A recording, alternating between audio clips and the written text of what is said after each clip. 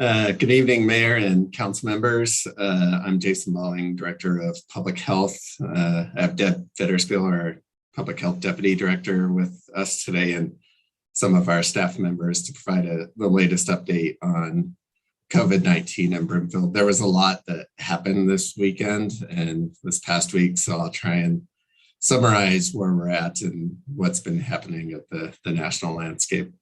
So as always, we'll start with the latest situation in Broomfield. Next slide.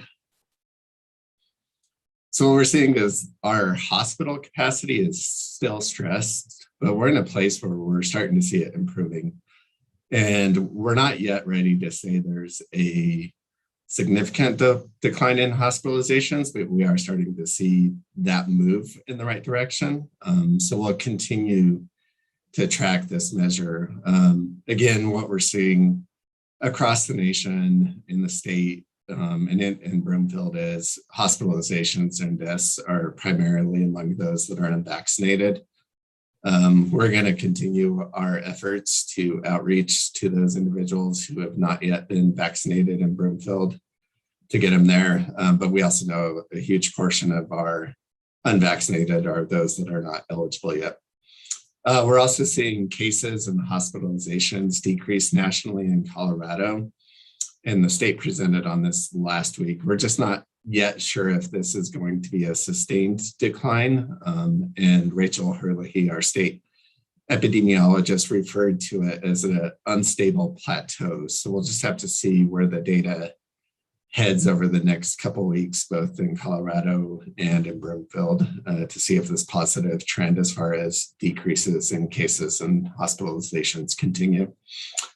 Our cases continue to affect all age groups. You could see that, like we presented last time, the 6 to 11 and 12 to 17-year-olds have the highest rates statewide. In Broomfield, we continue to see our 12 to 17-year-olds protected. We believe it's due to vaccines and mitigation efforts, but we are still seeing our youngest age groups, 0 to 5 and 6 to 11, that are not eligible for the vaccine, have the highest case rates. Last week, the FDA and CDC authorized a booster dose for the Pfizer vaccine at least 6 months after the second dose for certain populations. We'll go into depth what that means during the presentation.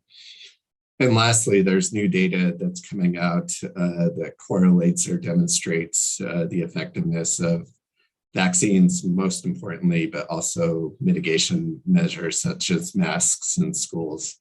And there were 2 new studies from the CDC Morbidity and Mortality Weekly Report addressing this issue. And then what we continue to see in Broomfield is our high uptake of vaccines and our mitigation efforts, such as masking, are contributing to limited hospitalization and school outbreaks. This is our focus, and exactly what we wanted to see over the fall semester is not seeing a dramatic increase in hospitalizations in our community and preventing school outbreaks and closures if at all possible.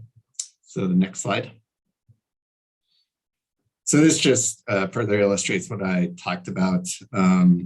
We're continuing to see those who are vaccinated are 3.2 times less likely to be infected. So our way out of this pandemic, as we've said numerous times, is to vaccinate the unvaccinated and to continue to drive up those vaccination rates.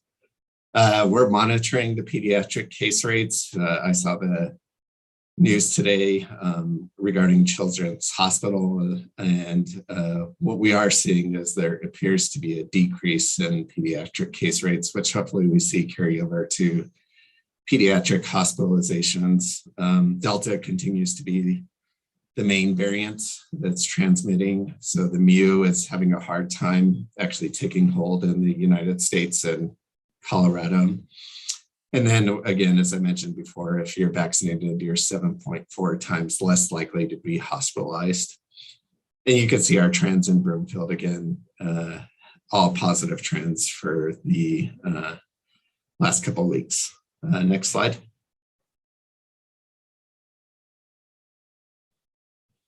So this just shows where we're at as far as our hospital capacity in the state. what you can see is as of today or yesterday, I'm sorry, the 24th, I'm sorry, there was 971 hospitalizations statewide. We did see in our North Central region a 3% decrease in hospitalizations last week, and our ICU capacity still is at 13%. So we'll continue to watch hospitalizations and regional hospitalizations. Hopefully we continue to see this trend go down, because this is our greatest fear, is seeing COVID cases along with other just normal hospital admissions driving up and placing an unnecessary and undue burden on our hospitals and hospital staff. Next slide. So this just illustrates what I talked before about the highest case rates. You can see it in those age groups. If you go to the next slide. This just further demonstrates in our North Central region that we did see that increase in pediatric hospitalizations. Thankfully, none of these are in Broomfield children. They're in our surrounding counties in the region. Next slide. And what you can see from our North Central region data, the outbreak data, we continue to see the highest number of outbreaks, both in healthcare and school settings. The areas where we've said we need to have the greatest emphasis as far as our mitigation efforts right now, those congregate settings. This is an increase in the schools, 21 in the past 2 weeks from where we were at before. Is specifically in Broomfield, 2 of these outbreaks are in monitoring status. So what happens when a school goes into outbreak is we monitor it for 30 days once we see those cases and that official designation. So you'll see 2 of our schools are still in that outbreak status, but we're at this point just monitoring cases. There's no new cases. And then we do have 1 Broomfield pre-K program and 1 elementary school that will be added to the outbreak list this week. And again, there's very limited number of outbreaks happening in Broomfield specific schools when you compare the total number of schools and how childcare facilities we have in our county. Next slide. So this just shows where we're at as far as our 7-day incidents. This is great news to see that trend heading down. And again, we're using the CDC metrics as far as for substantial and high transmission. We haven't been at this place since, honestly, mid-August, right before school started. And I hope that we continue to see this both with vaccines and the public taking into account our mitigation recommendations. So this is great news, because with schools that started, we were worried this would head in the opposite direction. Next slide. And this just shows that age group that I was talking about before. So we do see the highest case incidence in 6 to 11 and 0 to 5 age groups as far as case incidence rates. But you can see the vast majority of our actual cases are in the 18 plus age group. Next slide. And this just, we want to continue to show you we're tracking those that are cases that are breakthrough cases. And what we could see from this is, as of the 27th, the proportion of cases who are unvaccinated in September is on track to match that of August. So we are seeing breakthrough cases, and as we would expect with having such a highly vaccinated community. At the same time, we're still seeing the main driver being unvaccinated. Next slide. And then again, tracking this by hospitalizations. I think it's a little bit too early to make a conclusive statement for September as far as our data, but you can see that the previous months, the main driver of hospitalizations was in our unvaccinated population. So we'll continue to monitor this as the data lags by 2 weeks. And the next slide. So again, in Broomfield, we've done an excellent job, as I was mentioning before. 81% of our eligible population is vaccinated, and over 70% of our total population is fully vaccinated. Again, we remain in the top 5 as far as counties with the highest vaccination rates in the state. Our greatest increase in the past month was in our 12 to 15-year-old population, which is also great news with what we're seeing about focusing on in-person learning this year. So to have our parents and students get that population vaccinated has been enormous. Still want to remind people that we have 9,501 children that are not yet eligible for the vaccines. And we'll continue to partner with our nonprofits and others to promote vaccines among those that are unvaccinated. And as we start to move into booster doses, which I'll talk about later, that'll be our second focus. Next slide.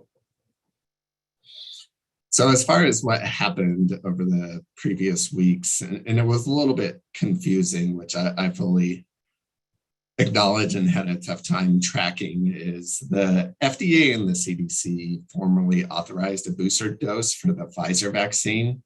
And this is at least 6 months after the second dose for certain populations. So what we had happening was the Biden administration was looking at the data, fully planning on the need for booster vaccines, and started to roll out that messaging for states to begin preparing for administering those vaccines.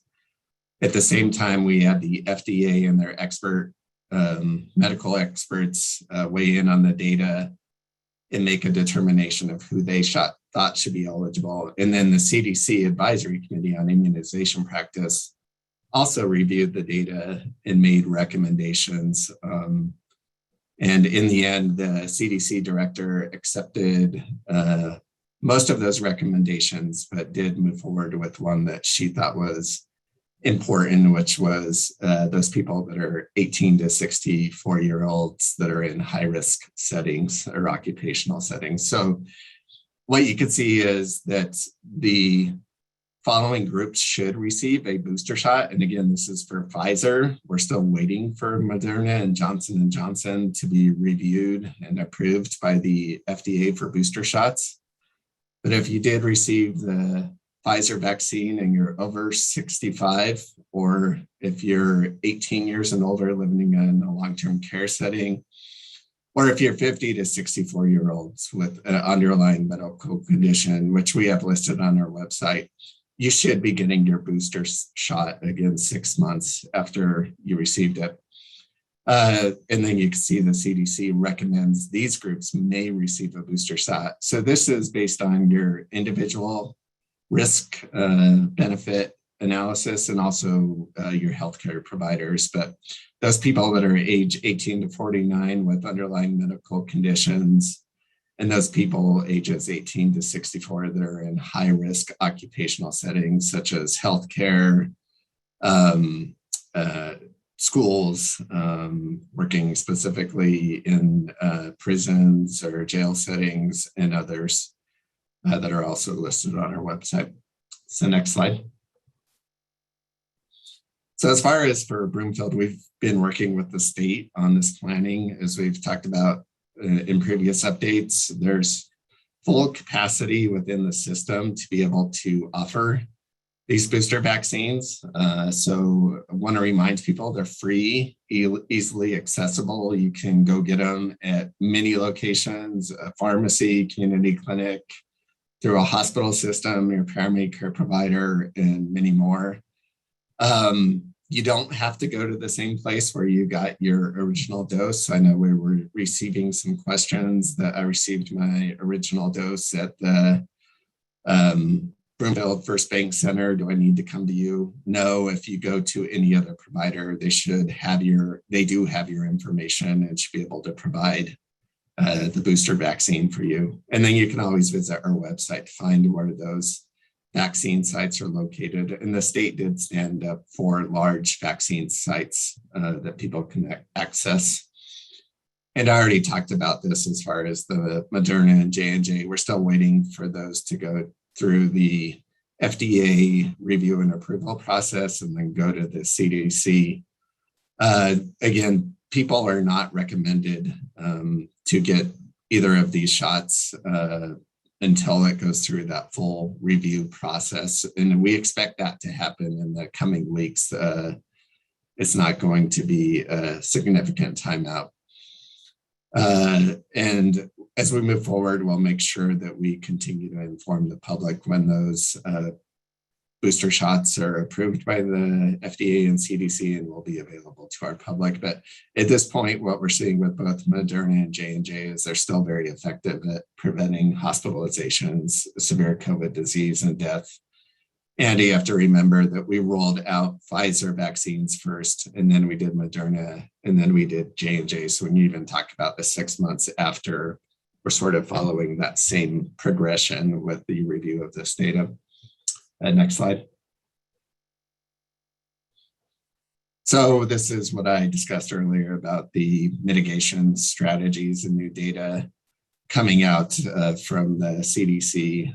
There were 2 new published articles on counties with and without masks. The state also ran this data and demonstrated that we are seeing lower case rates in those counties that have mask policies in place versus the counties that don't.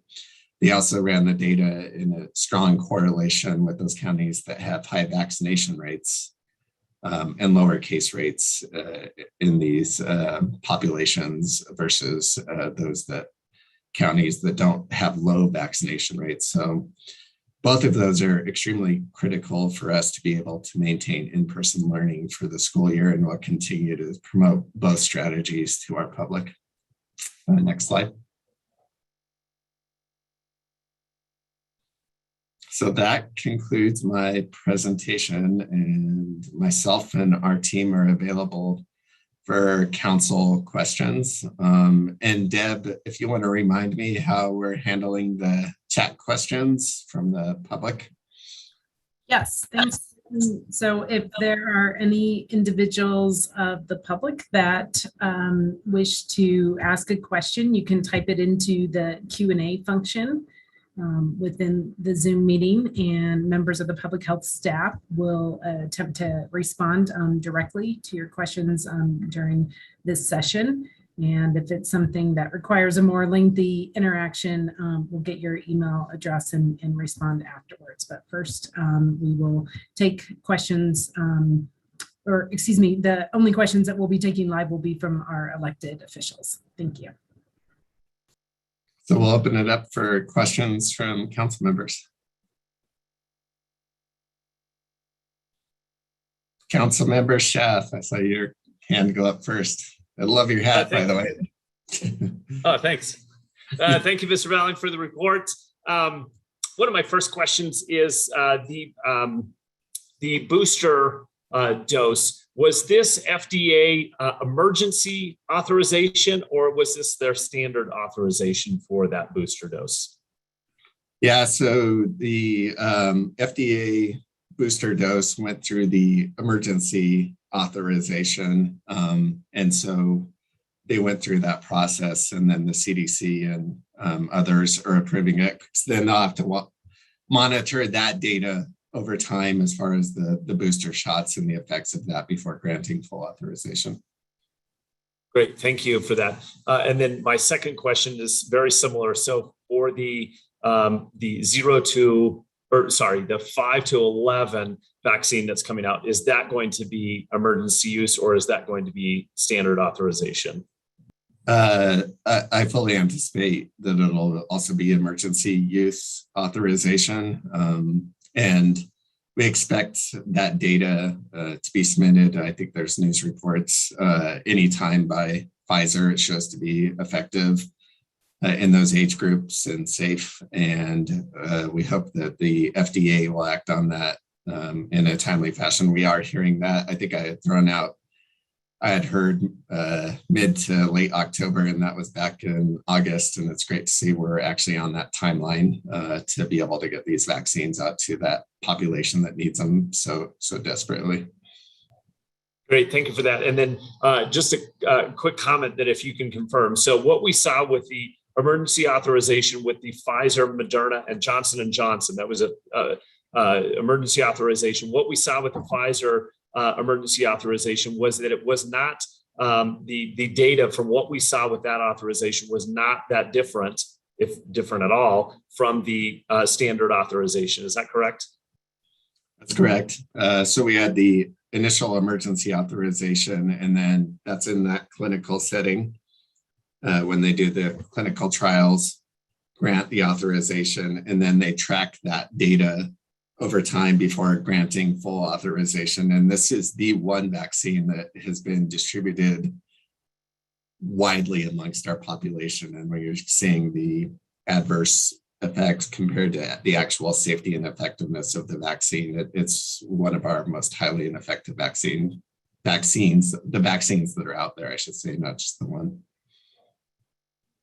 Great. So I think that, where we're going is probably that we'll see the same kind of results from the booster, as well as most likely from that 5 to 11-year-old vaccine as well. Yeah, and thanks for bringing that up, Councilmember Schaaf. I listened into the advisory committee session and the debate between the scientists, and it's interesting. I think we, as a society right now, are in two places. One is some scientists are really focusing on should our efforts be on just decreasing severe COVID disease hospitalizations or deaths. And another faction is, should we be using the boosters to decrease transmission? And what you saw out of this process is we landed in a place that addresses both. And I fully anticipate that's going to continue as we get more and more data with the boosters, is how do we get to a place to decrease transmission.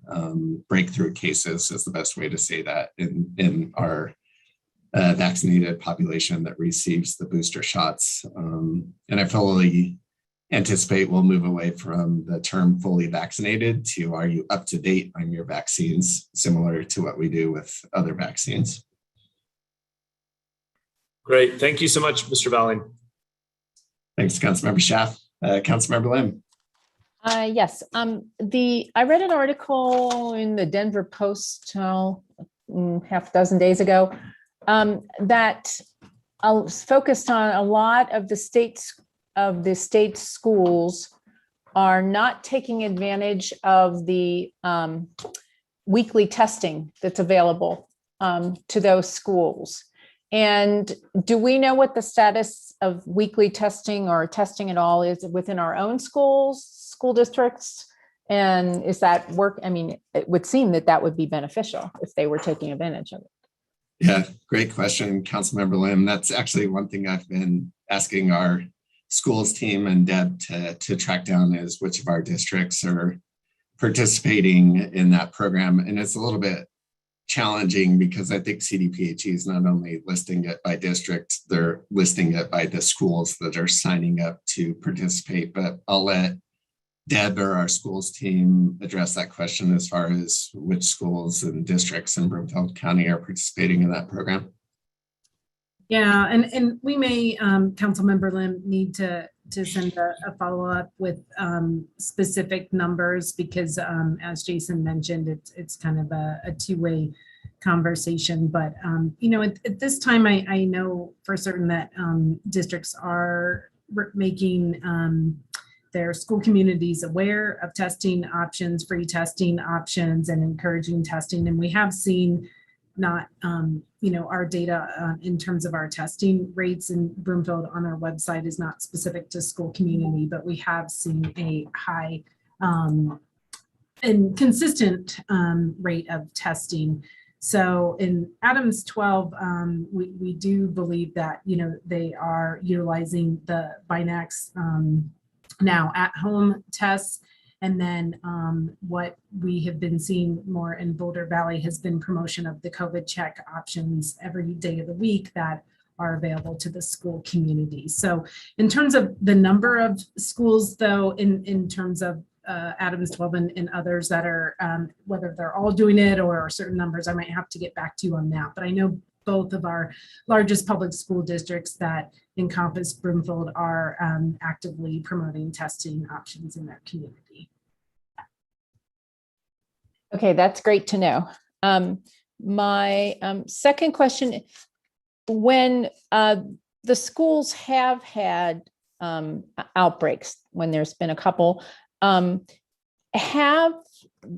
there were some questions, I think, from parents about if they were informed about outbreaks in classrooms by the schools themselves.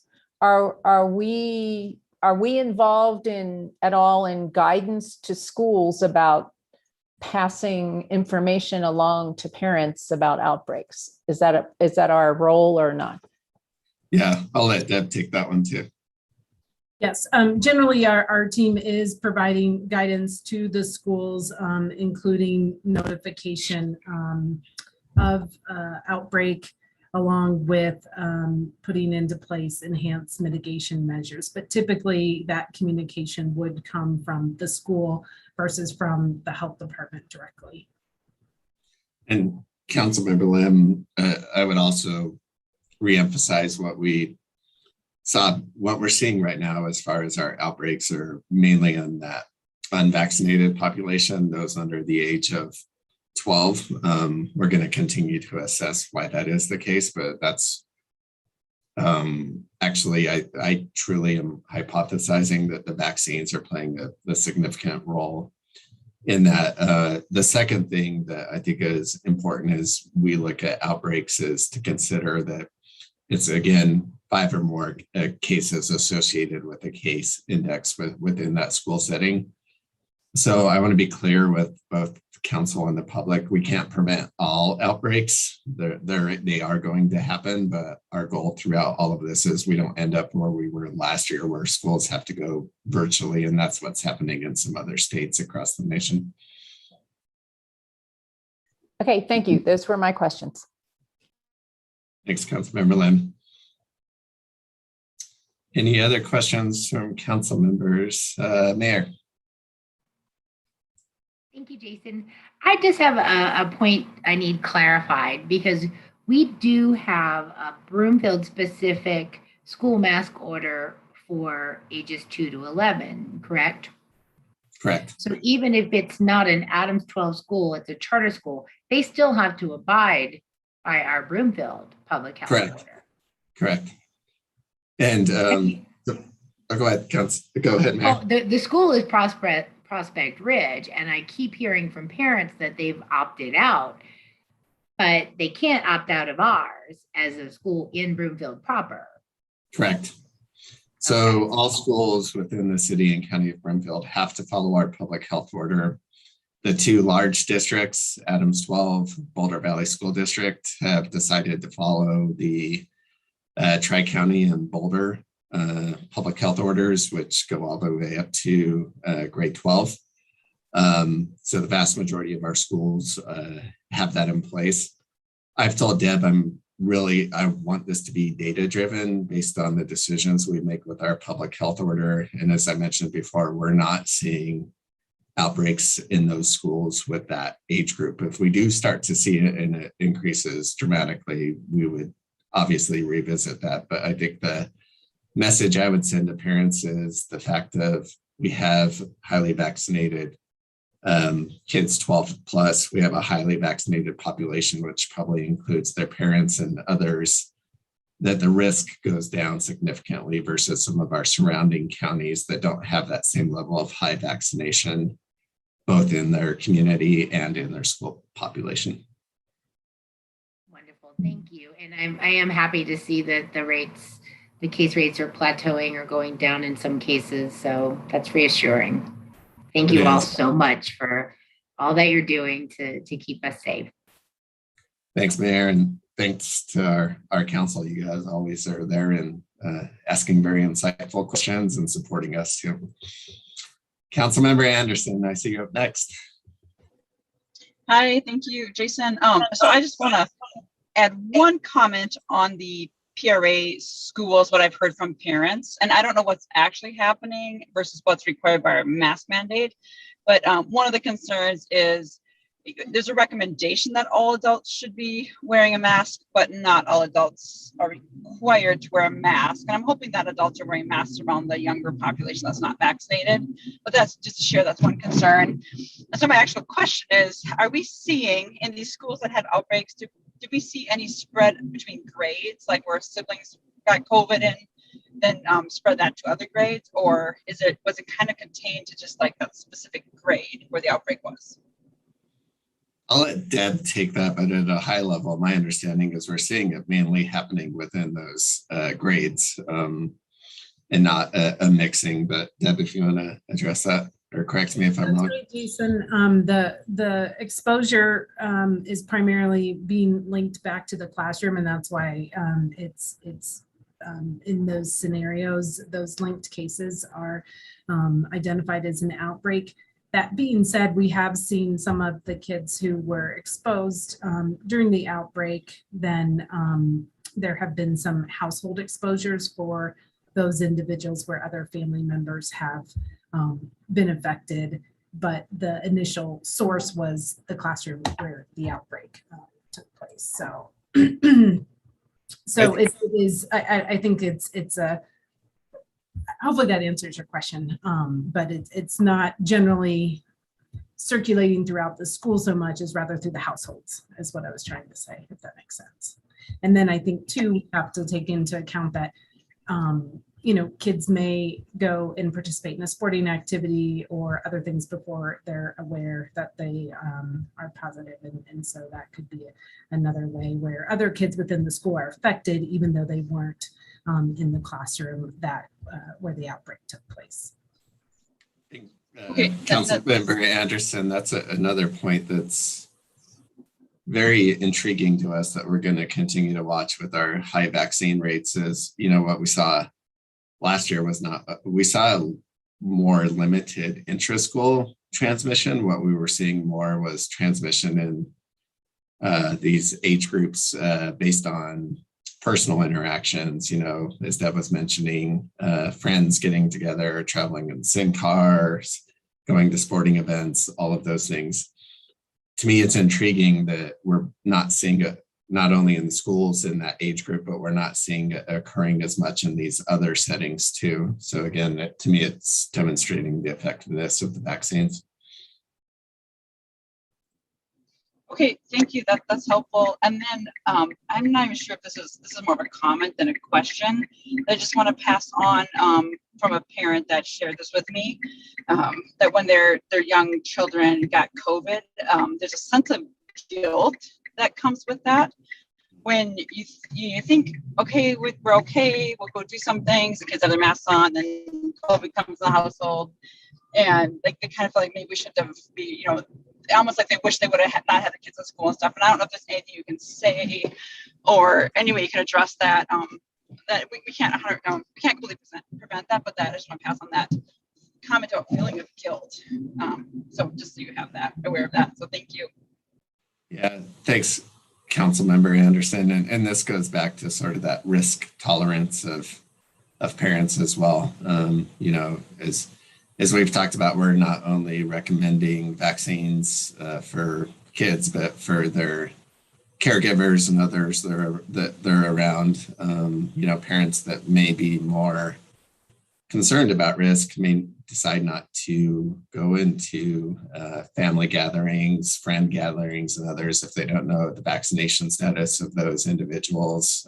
Continue to wear masks with themselves and their children in public settings. Again, we know masks are effective, but the highest quality masks are those N95 masks. So if you're really concerned, you can have your kids wearing those as well, or the parents. And then we have other parents that have more of that risk tolerance. And so I think what we've said all along is we're not going to prevent every case in these populations, but our ultimate goal is to prevent a significant number of cases and hopefully these severe outcomes that are associated with hospitalizations or even long-term COVID, which we're still trying to track what that actually looks like in certain populations, just don't have enough data there.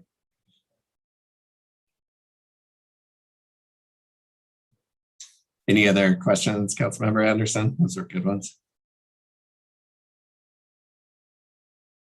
Okay, don't think so. So I don't. Thank you. That's all my questions. I just hope that we're seeing that trend downward. No. Thanks, Councilmember Anderson. Any other council members with questions? Well, if not, that concludes our presentation. Just want to not only do a huge shout out to our council for your support, but to our public. The public always steps up when we put the messages out as far as where we're at with our trends and cases and what we need to be doing. And I'm just always amazed at how Broomfield residents respond. I think we truly are blessed in Broomfield to see a community that comes together, takes action, and we're looking out to support each other. So heartfelt thank you, not only to those on the call, but to our residents that are out there, and keep up the good work, and hopefully we get through this. Thanks, everybody. Have a good night. Public health team.